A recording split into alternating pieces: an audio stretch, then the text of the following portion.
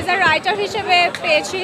So as a model হিসেবে সবসময় পেয়ে এসেছি, রাইটার হিসেবে পেয়েছি। এটা আমার কাছে একটা অন্যরকম অনুভূতি, যেটা বলে আসলে বোঝানো যাবে না। অবভিয়াসলি দায়িত্ব বেড়ে যায়, আপনার ভালো কাজের পরিধি আরও বেশি বাড়াতে হয়। আপনি একটা ফেসবুকে স্ট্যাটাস দিলেও তখন ওটা মেনটেন করতে হয় কি দিচ্ছি, কারণ আপনার সাথে শুধুমাত্র তখন 2-1 মানুষ থাকে না, তখন দেখা যাচ্ছে যে অনেক মানুষ ইনভলভ হয়, কারণ আপনার সাথে তখন অনেক সেক্টরের মানুষ, অনেক কাজের মানুষ যারা অনেক সিনিয়র তারাও অ্যাড হয়ে থাকে। তো আপনি ইচ্ছা করলেও কোনো একটা পোস্ট ধুমধাম আগে যেরকম দিতাম ওরম দিতে পারবেন না। আবার কোনো একটা কাজ করলেও অনেক ভেবেচিন্তে করতে হবে। যেমন আমি আগে ব্রাইডাল শ্যুট যে কোনো জায়গাতে করতাম, এখন সেটা বন্ধ হয়ে গেছে টোটালি। আমি একটু বেছে বেছে করি, সবার সাথে কাজ করি না।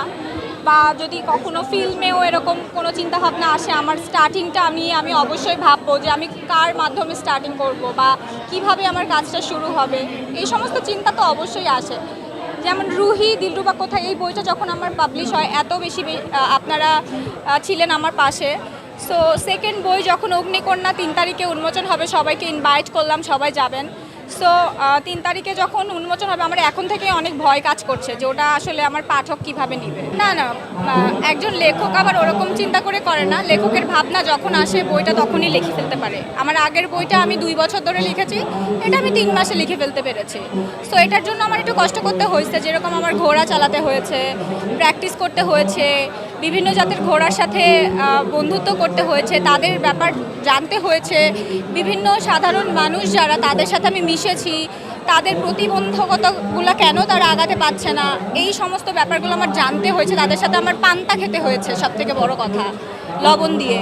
সো আমি তো ওই ঘরগুলোতে পৌঁছে গেছি, এরপরে আমি বইটা লিখেছি। বিস্তারিত বলতে গেলে আমরা সবসময় ঘোড়ার হর্স পাওয়ার ছেলেদের আমরা চিন্তা করি, আপনারা কিছু মনে করবেন না। কিন্তু মানে ধরেন একটা মেয়েও যে ঘোড়া চালাতে পারে, একটা মেয়েও যে 100 কেজি ওয়েটের একটা ওয়েট দিয়ে ওয়েট লিফটিং করতে পারে, এটা কেন আমাদের মাথায় কখনো আসে না। বা একটা মেয়েও ছেলেদের পাশাপাশি কাজ করতে পারে। ধরেন আমি এটা আগেও বলেছিলাম, আমি বাসে করে যাচ্ছি, আমার পাশে যে দাঁড়িয়ে আছে ছেলেটা, সেই ছেলেটা হয়তো অসুস্থ, কিন্তু একটা লেডিস সিট আছে আমাদের জন্য। সো আমি অবশ্যই উঠে দাঁড়িয়ে তাকে বসতে দিব, কারণ তার থেকে আমার ফিজিক্সটা ভালো। ওই মেন্টালিটি কেন আমাদের মধ্যে এখন পর্যন্ত আসে না, সেইটাই আসলে একটা পরিবর্তনের ধারা হবে অগ্নিকন্যা।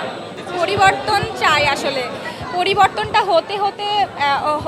পরিবর্তন হতে অনেক টাইম লাগে, কিন্তু এর মধ্যে যেই পরিস্থিতিটা হয়, বাংলাদেশের অবস্থা বলেন আর যে কোনো জায়গার অবস্থায় বলেন না কেন, আমার মনে হয় একটু যদি আমরা নিজেদের কথা চিন্তা না করে দেশবাসীর কথা চিন্তা করি, আমার মনে হয় যে এই ক্ষেত্রে আমাদের দেশের মানুষের, জনগণের, কারণ নেতৃত্ব মানে কি, আমি বুঝি নেতৃত্ব মানে জনগণ, আমি বুঝি নেতৃত্ব মানে বাংলাদেশ, আমি বুঝি নেতৃত্ব মানে মাটি, মানুষ।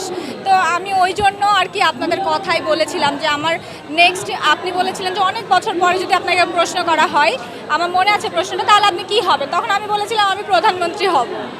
সো ওটা ইটস ট্রু। আমার মনে হয় যে চেঞ্জের মধ্যে দিয়ে যেই ক্ষতিগুলো হয় ওটা যেন না হয়।